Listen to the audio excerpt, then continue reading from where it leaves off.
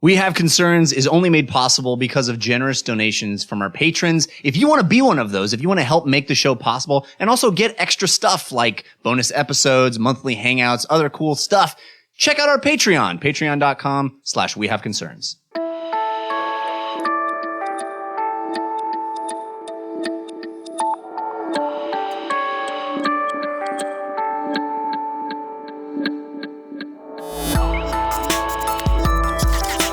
I'm sorry, I didn't quite hear you.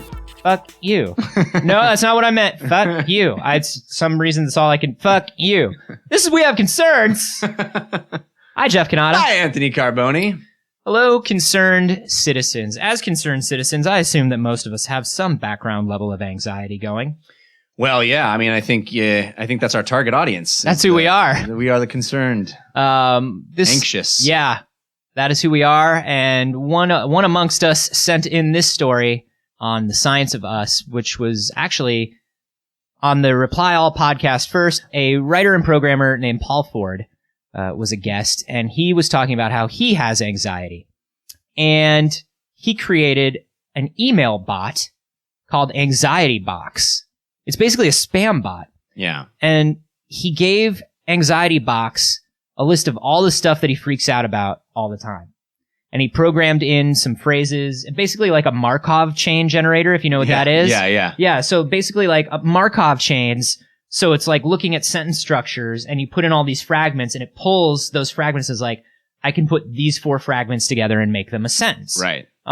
So this anxiety bot emailed him Markov chains of his fears, like 10 times a day. So he puts in all of these sort of just random things that worry him, that are on his mind, that are feelings about himself, things that he is scared people are thinking or what would say to him, that kind of stuff. If you have a lot of anxiety, then you come to notice that certain things are triggers for your anxiety all the time, or there's certain things that you're always worried about. If you have social anxiety, you might be worried all the time that you're going to say the wrong thing. Right. Or that people think that what you're saying is stupid. You know what I mean? Or all these things, like people are just humoring you or whatever. Yeah. Like all that stuff. So what he did was he put all that stuff in, and he had Anxiety Bot email him actual sentences that described his fears.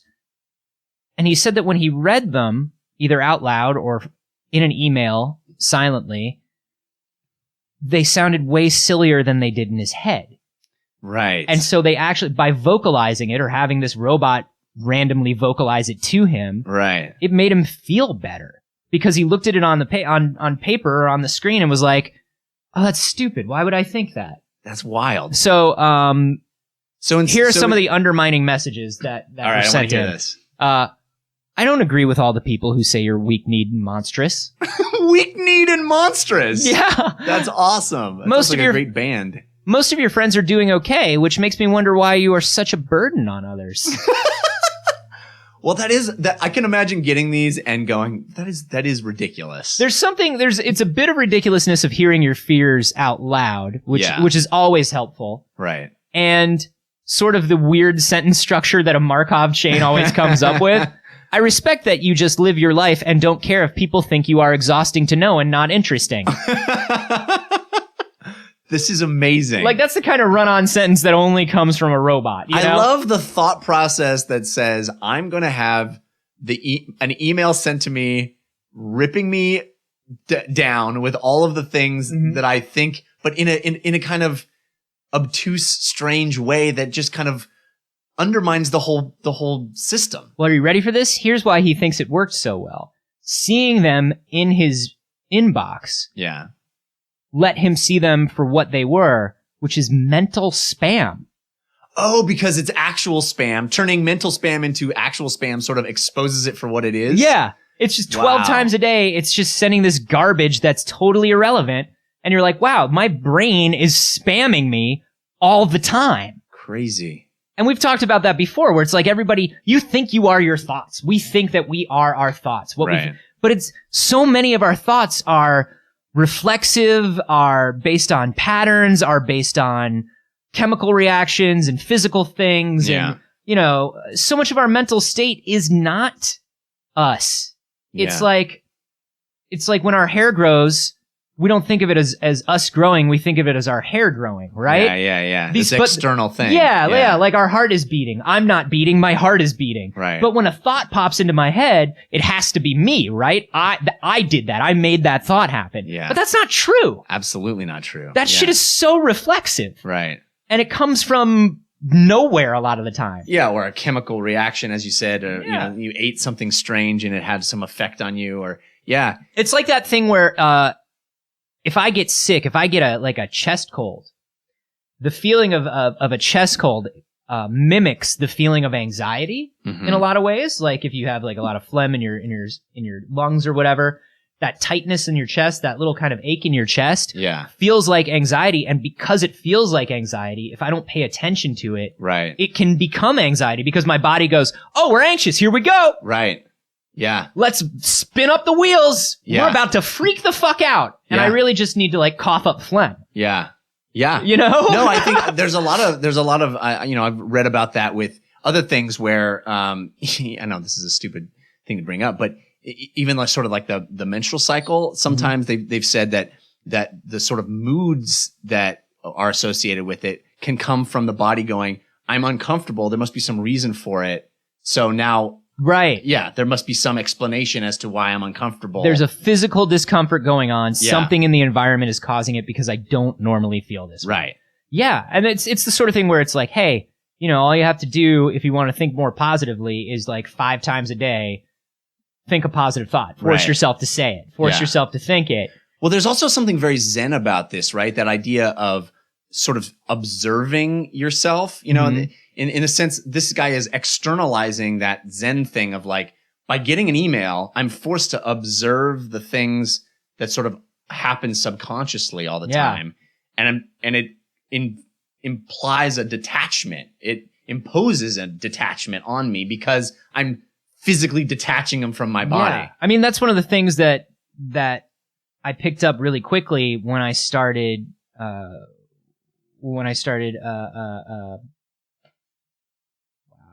jet lag. Wow. Meditating. You know what's really funny is like, because I'm so jet lagged, all my brain would come up with was the closest phonetic word, which is masturbating. I wish you had said that. I did. I just said it. No, I wish you had been like, when I first started masturbating. That's why I started a practice of daily mindfulness masturbation. Which, by the way, you should read our book about this. Anthony and I have co-authored a book, Zen Through the Art of Masturbation.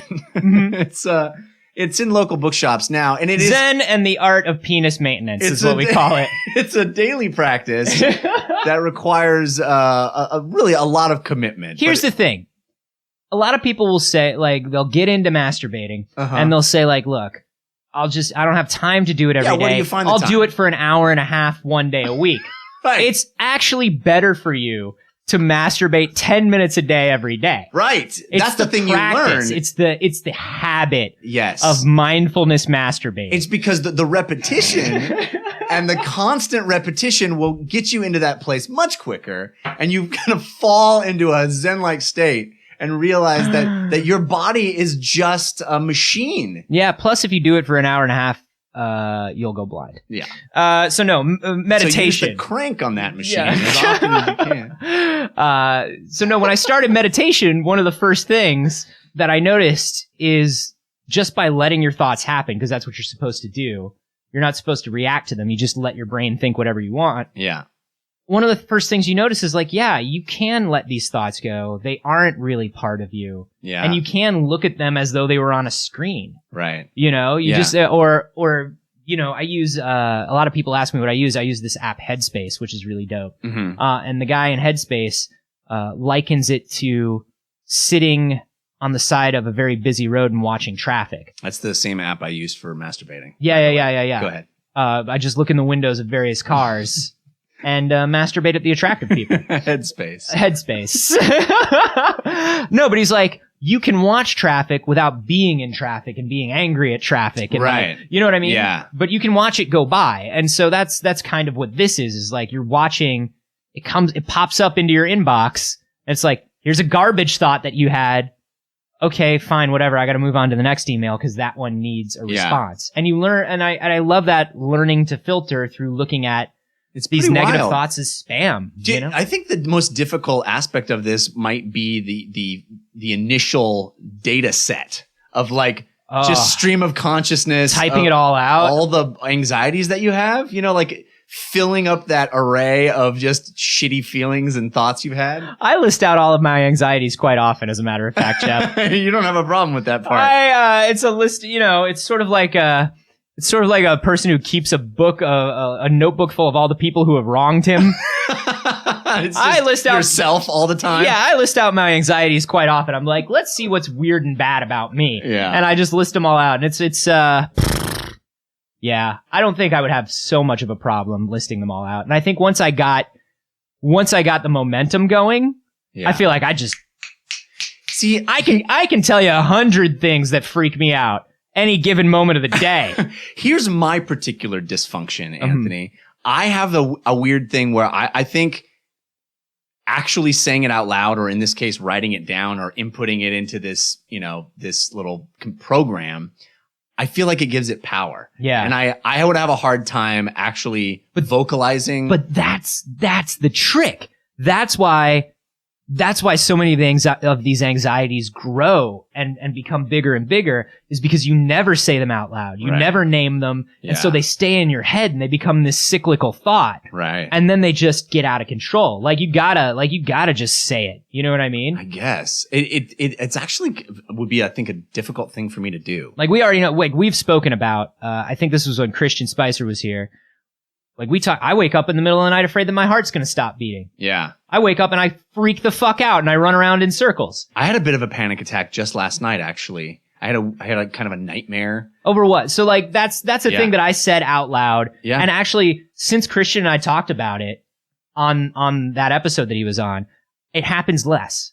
That's great. Saying it makes it like really being like, that's silly. And now that I've said it out loud and it happens to other people, that's kind of silly. Huh. So just say it. What is it? Well, last night I woke up in the middle of the night and thought that I would, it's hard for me to say this out loud. That I'd already wasted too much time in my life and I'm already a failure. Oh, that's true. No, that's pretty, wow. You've actually got a pretty healthy view of yourself, and I'm really sorry. You shouldn't have said that out loud. No, but but saying it out loud, doesn't that make it feel a little stupid? Because I'm that you know that you work a lot. You're having a kid. You've got a happy marriage. You're like. You've got a lot of cool shit going on. Family, and I feel like, oh my God, I feel like I'm just at the beginning of my career, and yet I'm not. Well, it's over now because you're having a kid. Yeah, I know. No. That's true. That's true. I love how it was like, this is a safe space, and now I'm just like poking at you. But no, I think that's such a common anxiety that everybody has, though. And it's not, and it's not true. Like, I have that like 3 or 4 times a year, and every time I have it, I get kind of bummed out for a day or two, and then I get up and I go, all right, well, fuck it, I got to do something anyway. I can't just sit here with that. No, you know what I mean? It goes away. And that tends to make everything a little better. And like, knowing that other people go through it, like that's such a common, especially in what we do. Yeah. It's so common and it's so untrue. I hope so. I don't know. I don't know how I would react to getting an email every day that was voicing the darkest parts of my psyche. Well, and here's the thing, guys. Before you go, where can I get this program? And which, by the way, he has it available, right? You can download it. You can have it.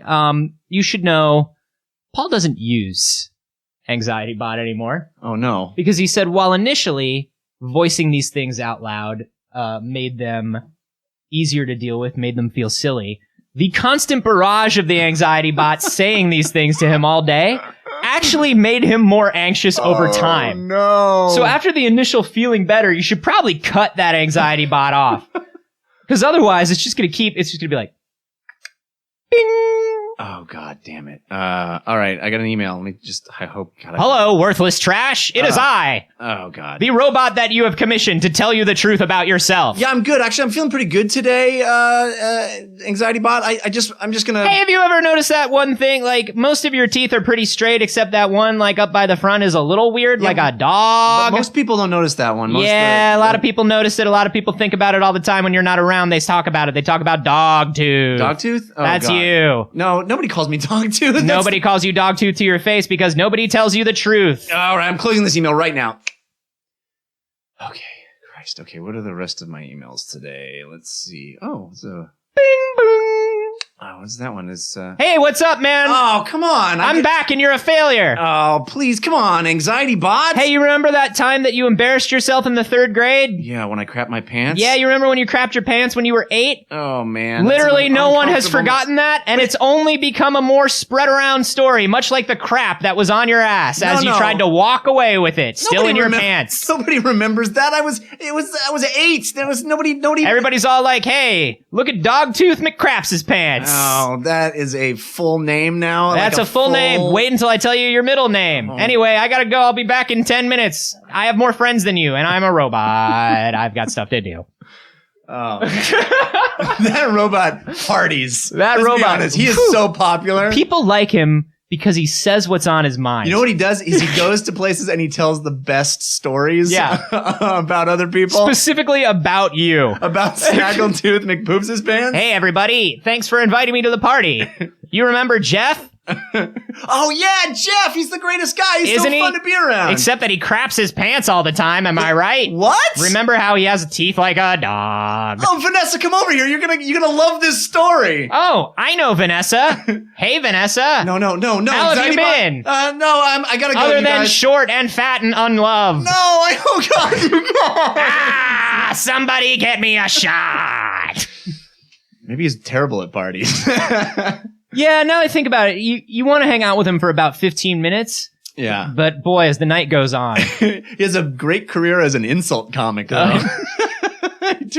He tours Vegas as he an literally insult can comic. only deal with hecklers. He has no original material, but he can deal with he will put you down. Boy. Ladies and gentlemen, opening for Don Rickles, it's Anxiety Bot. What's up, schmucks? It's a pleasure to be here, and by pleasure, I mean an absolute goddamn nightmare to be surrounded by you ugly-ass humanoids.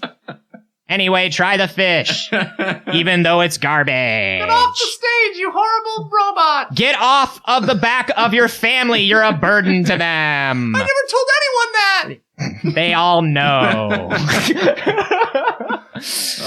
You know, it's not so much that I go to see him, but the buffet there at the Mirage is unbelievable. You know what? I tried the fish. Yeah. It's phenomenal. Yeah, I mean, he said it was garbage, but he says everything. He says everything is garbage. Yeah. You can't really listen to him. Guys, what do you think? Do you think that there is a power in naming your fears and in hearing them out loud, or do you think that it's better to kind of not discuss them too much? Would you be able to write out all of your anxieties, and if you read them, would that make you feel better? I don't know if I would. I think dealing with them and owning them has made me feel better, but that could just be what I think, and I could be slowly driving myself crazy. Who knows? Yeah, never know. I mean, you're around me all the time. Do I seem more crazy now than before? More? Like, I don't know. It's hard to tell with me. It is hard to tell. I will tell you this, since starting this show, a lot of people have come up to me in public and said, like, hey, I wanted to meet you, but I want you to know I'm not going to touch you. That's, you made that bed. You know what? Which, you know what? Thanks. Thanks a lot, guys. I will gladly accept all of Anthony's unused hugs. Oh man, yeah. Let us know how you would feel about using this, and if you want to download Anxiety Box, it's just anxietybox.com. You can get this. Let us know how it goes. We would love to hear. You can do that on Twitter. I'm at @Carboni, and I'm at Jeff Canada. And hey, guys, we reached our video goal. What? That means we're gonna have a video episode at least once a week. At least once a week, one of these episodes will be done on video for the first. We gotta get on that. Yeah, this one is clearly not when we're starting. But I'll tell you this, we will be starting soon. And the first few episodes that we record on video, as we're testing out the process, will only be available to our patrons. Yeah, first of all, we have to thank everybody for coming through and getting us to that video goal. It's really exciting for us, and we are going to sort of test this out, figure out what a video episode of the show is going to look like, and we're going to do that for our patrons first. So all of you that support our show through Patreon will be the first to see it. Yep, everybody who supports at $1 a month or above will get those first few video episodes when we're working out the kinks. So if you do not support yet, or if you support for less than $1 a month, now might be a great time to get started or up that. You can go to patreon.com/wehaveconcerns to do that. And somebody told me that we should spell that. Patreon.com/wehaveconcerns.